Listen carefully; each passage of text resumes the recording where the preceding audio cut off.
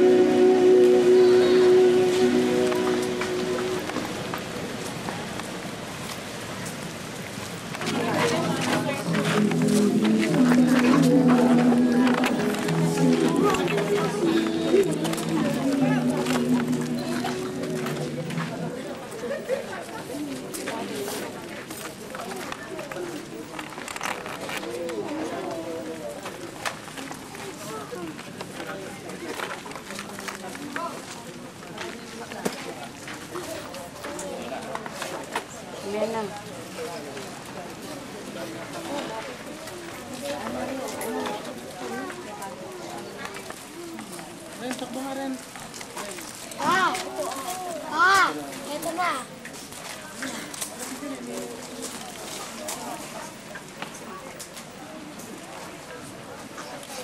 Makita na yun.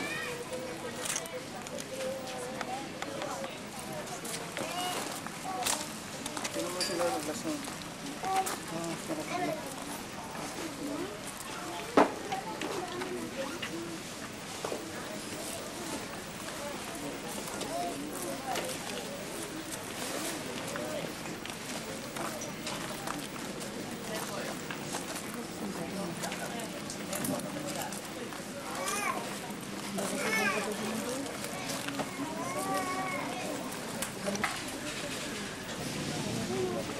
Okay na. Pwede na kayong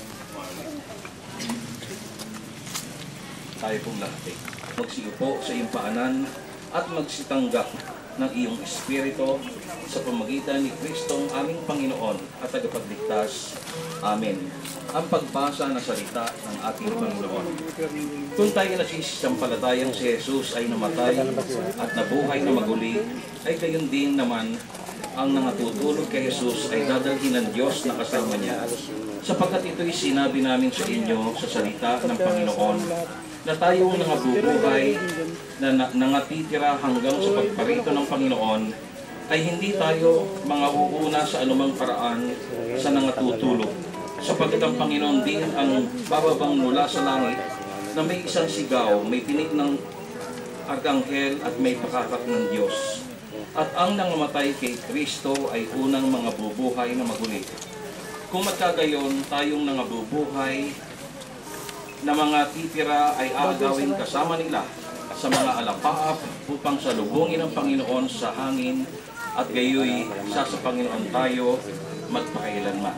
Kaya't mag-aliwan kayo sa isa't isa sa mga salitang ito. Ang Diyos ang maluluwalhati sa pagkakabasa ng kanyang banal at makapangyarihang salita.